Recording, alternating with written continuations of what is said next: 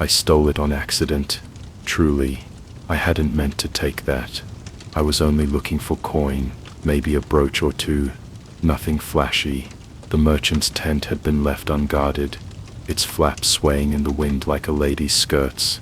I slipped inside, silent as breath. My fingers danced through velvet and silk. Then I found the dagger, not sheathed, not displayed, buried beneath old cloth, wrapped in leather, so worn it wept dust. I pulled it free because I felt something, heard something maybe, a hum at the edge of thought. It was plain, at first glance, iron gone dark with age, a slender grip, wrapped in leather that smelled of blood and spice.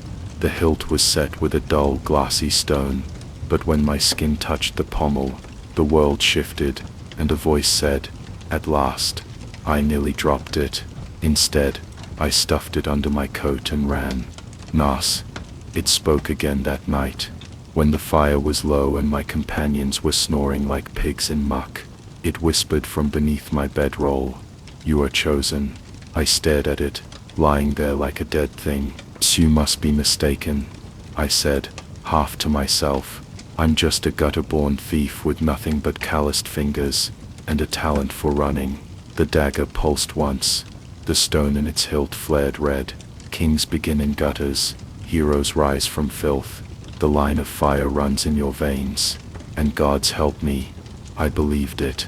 It taught me how to fight, not with words, with motion. When I held it, my arm moved better, my balance shifted. It guided my hand like a seasoned duelist, teaching me cuts and thrusts no alley brawler could match. My friends noticed, said I moved different, that I stood taller. I laughed it off, but the blade whispered louder, "You are more. You are destined." We left the southern roads and headed for trouble, not by chance. The blade pulled me toward keeps ripe for plunder, noble caravans, warlords fat on stolen gold. Each time I struck with the dagger, I felt more real, and each time the voice praised me. "You are vengeance. You are the hand of fire reborn." I didn't know what that meant, but I liked how it sounded. It told me stories too, of a king who once wielded it, a ruler with hair of flame, and a crown of antler and ash.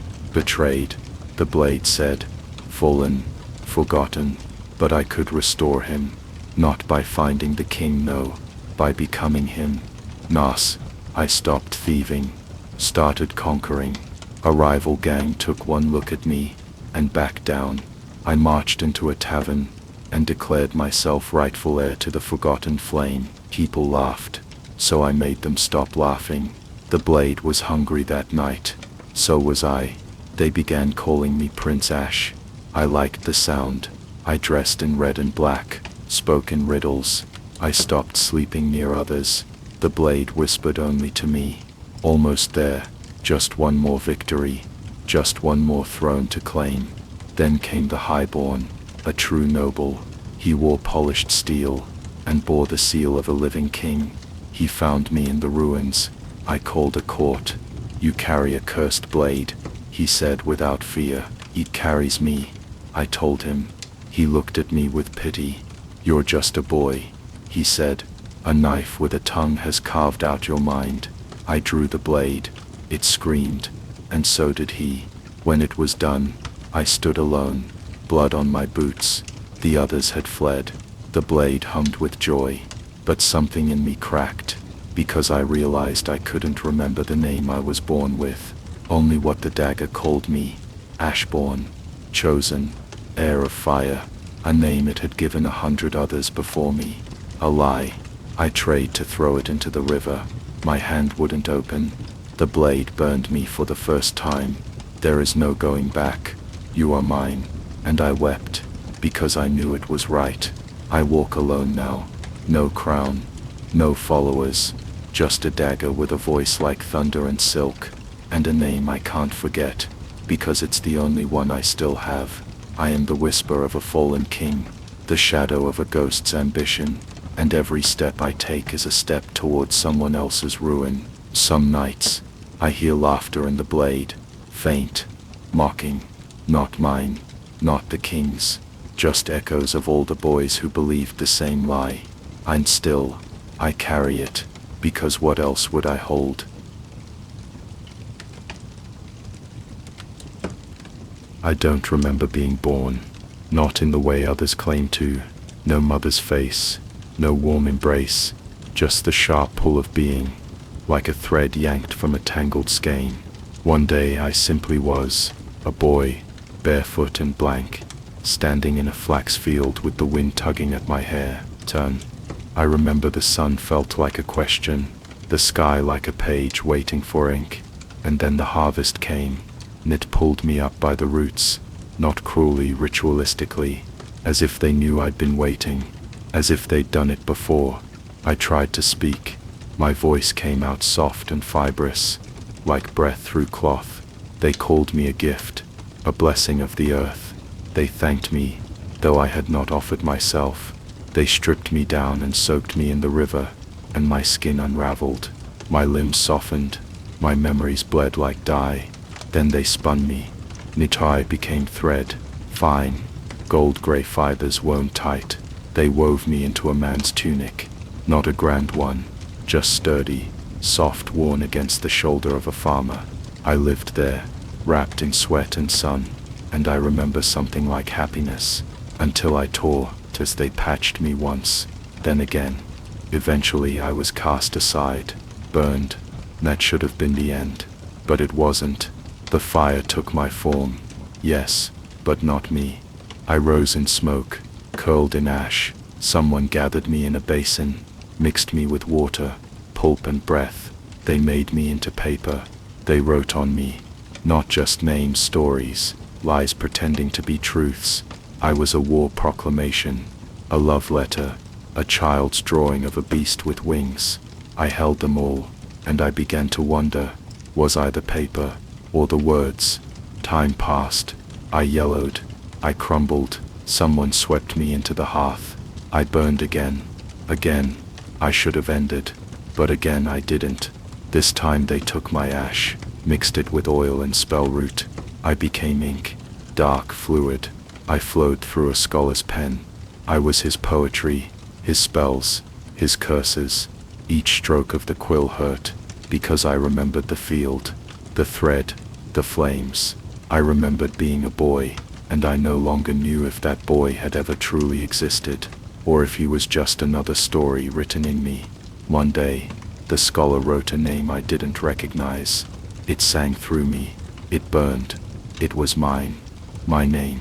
The one I never knew I'd lost, and with it I remembered all the lives, all the burnings, all the bindings. Each time I changed, each time I forgot, and now I stood again, no longer ink, nor paper, nor thread, but me, or something like me. Mine-ness. I walked out of the scholar's tower under a full moon. I asked the stars, am I real? The stars said nothing, but the wind whispered, you are made. Mine-ness. I met a weaver once who looked into my eyes, and gasped. She said I had the weight of woven things, the patience of pulp, the sharpness of script. She offered to weave me into something new. I refused. Mine-ness. I live now in the forest, not as man, not as material, just being, untouched, unwritten, but sometimes I hear them calling, the old words, the old flames, the pull of transformation, and I wonder, is this peace, or just a pause between pages? Mine-ness. I fear one day, someone will find me again, cut me down, soak me, spin me, burn me, write me, and I'll forget once more, forget the field, forget the fire, forget me, but for now I remember, and that is enough. They gather at twilight, always at twilight, black wings sharp as broken glass, long necks crooked like question marks, their beaks red with rust. The carrion birds circle the town with cries that aren't quite bird-like, more like laughter mixed with weeping. No one else hears the words in their calls, but I do. Perhaps it's because my back is twisted, coiled like rope that's pulled too tight. The villagers say I was born wrong, a punishment perhaps for a sin my mother wouldn't name. They let me sleep in the bell tower and sweep the chapel floors, but they don't look me in the eyes, except when something bad happens. Then they look, and they wait. The first time I heard the birds speak, I was 12. They came at dusk, perched along the rooftops, heads cocked. One swooped low, and I flinched, expecting the usual sting of a thrown stone, the whisper of devil's child, but instead it spoke, not with its mouth. In my head, the baker feeds sawdust to the orphans. I laughed, startled, but then I saw it, the way his loaves crumbled too easily, how the children always looked tired. I told the priest. The next morning, the baker's oven exploded. He survived, but the left side of his face melted like wax. He left town by sundown, and the children ate better afterward. The birds came more often after that. They perched on my windowsill, on the steeple, in the rafters. The mayor stole from the poor. The milkmaid drowned a litter of kittens for mewling too loud. The healer's herbs are laced with lies. I said nothing at first, but the weight of knowing grows heavy fast. So I whispered the secrets to the wind, and the wind carried them, and the town changed. People grew wary, watchful, careful not to speak cruelty aloud.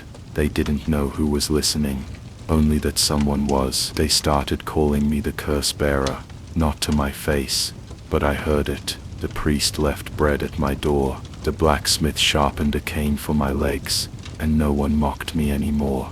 I didn't want to be feared, but the birds didn't care. They came, night after night. Speak the curse, they would hiss, or bear it yourself. So I spoke, name by name, sin by sin, and the curses came quiet and final. A thief's hands withered, a liar's voice vanished, a brute's fists twisted backward. Not death, but justice. Or so I thought, until they brought me a name I knew. The cobbler's son, my only friend, the one who limped like me, who snuck me honey cakes and whispered stories when I couldn't sleep. He hides a flame, the birds whispered. He speaks with demons. Curse him. I refused. They hissed and screeched. Then you shall burn. That night, my fever came. My body ached. My breath caught like smoke in my throat. But the cobbler's son came. He sat with me, held my hand. He didn't ask why the birds screamed outside my window. He just stayed, and I knew. He wasn't wicked. He was different, like me. When I could stand again, I whispered a lie, told the birds the sin was mine. They paused, then nodded, as you will, and my reflection cracked like glass. From that day on I limped worse. My shadow bent sideways. The villagers looked at me with awe and fear. I was the boy who judged, and now, the boy judged himself. But the birds weren't done. They came again. The weaver covets her sister's child. The stable hand poisons the well for fun. The priest preaches purity, but dreams of knives. And I gave the words, and the curses flew, dong, until the birds said, now judge yourself again. I froze. What crime? I asked. They didn't answer, only circled, closer, closer. So I searched, looked inside. I saw a boy who cursed others to avoid his own pain. A boy who mistook power for righteousness, who listened to birds that fed on guilt, who had become more curse than kindness.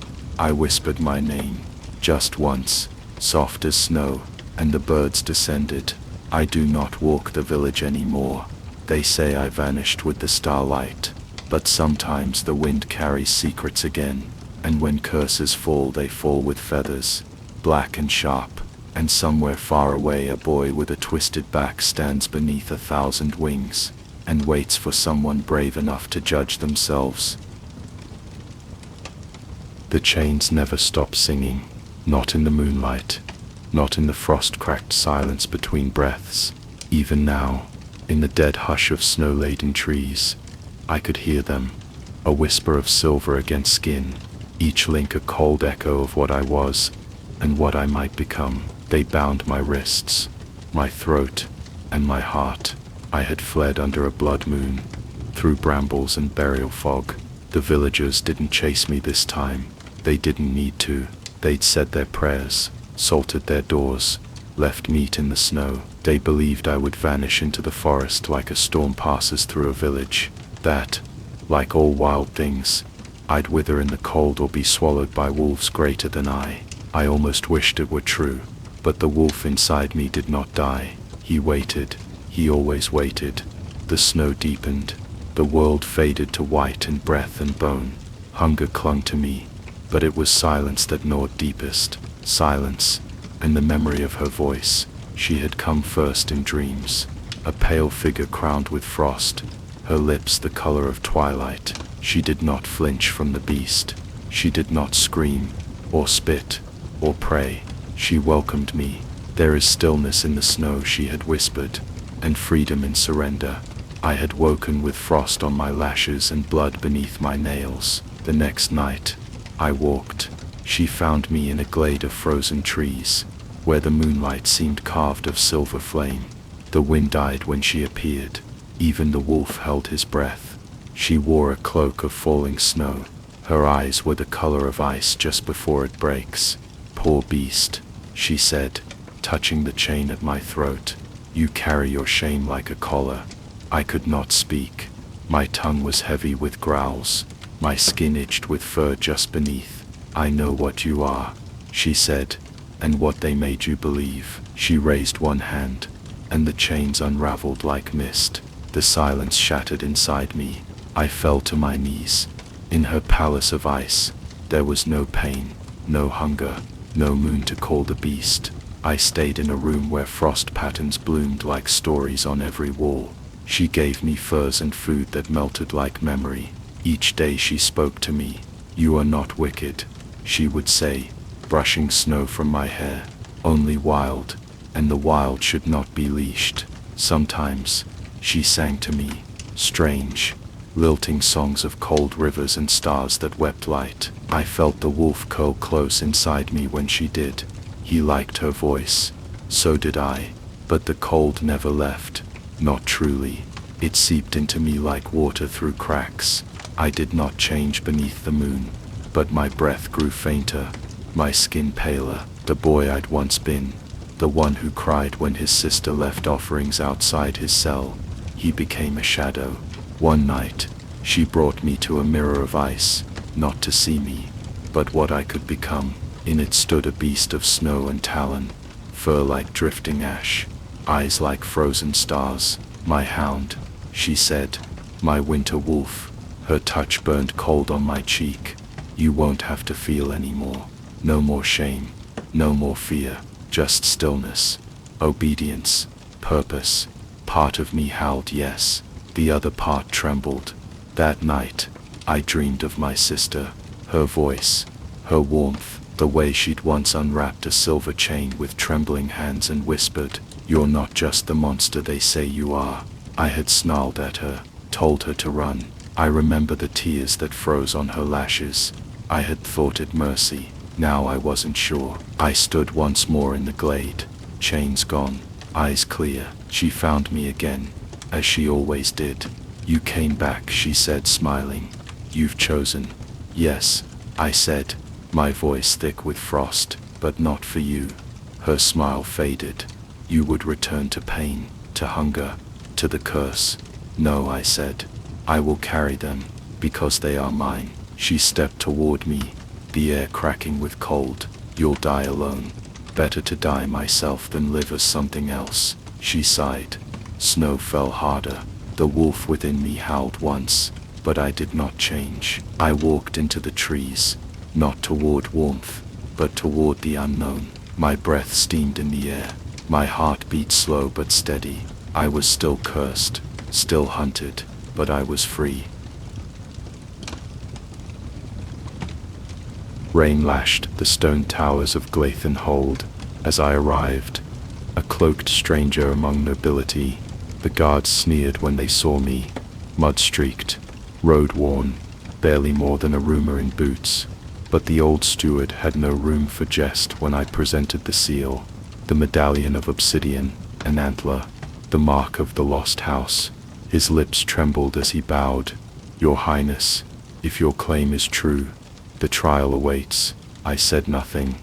My hands clenched the seal tight enough to draw blood. They led me through the hold. Grey corridors hung with fading banners, torchlight flickering against stone older than song. I had never walked these halls, yet something inside me whispered of them. A breath behind each door, a shadow at the edge of thought. At the heart of the keep stood the trial chamber, colder than the storm outside.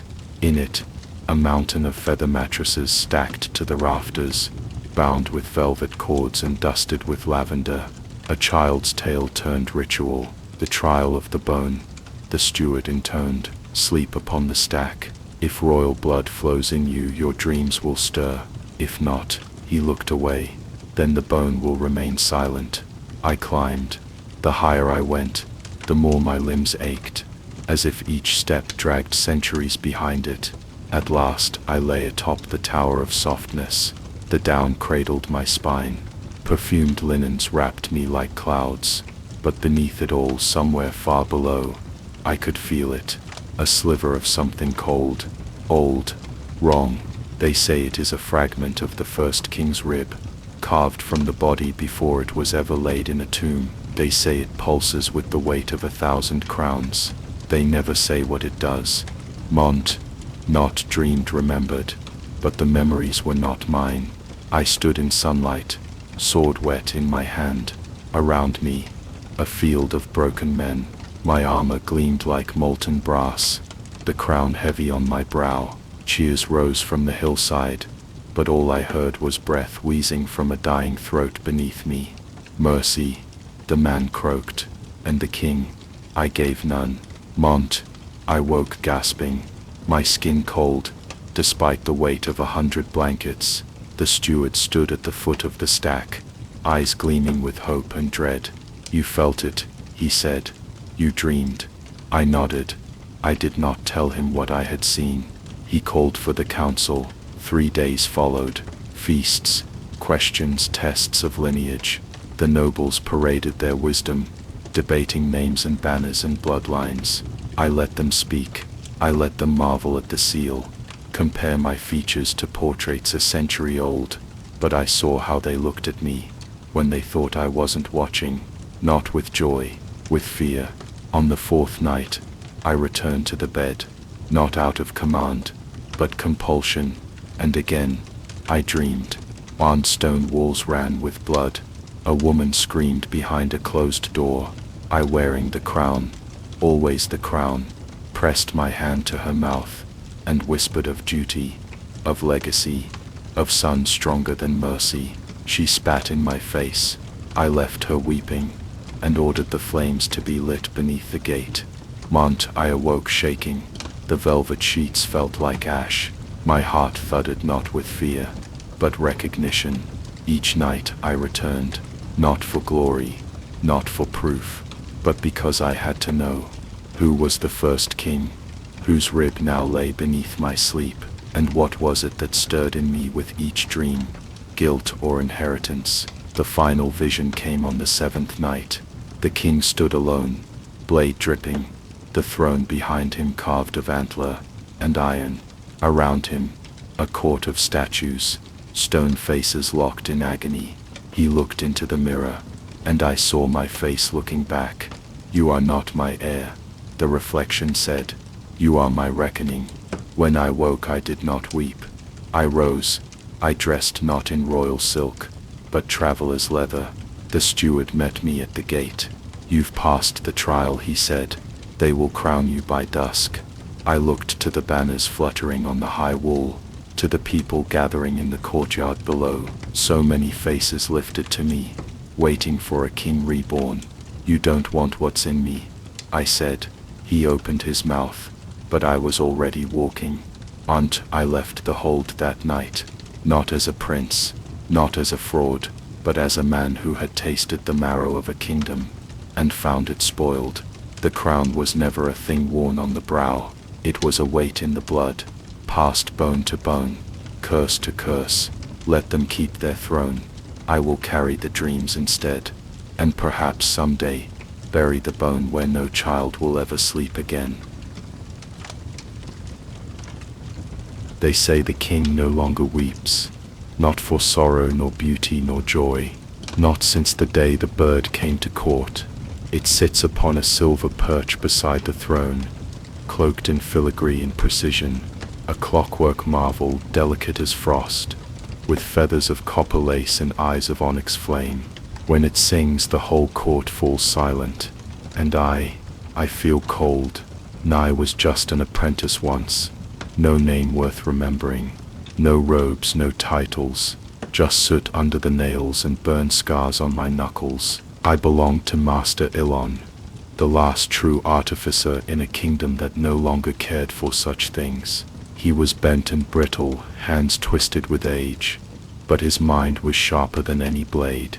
I watched him draw beauty from brass and breath, wind life into dead things with gears and whisper songs. He built toys for nobles, traps for hunters, charms to keep cradles from evil dreams. But his greatest work was the bird. He crafted it over the course of one long fevered winter, whispering to it day and night like it was a child of flesh, not wire. He poured something into it, more than skill, more than song, something heavy, something dear.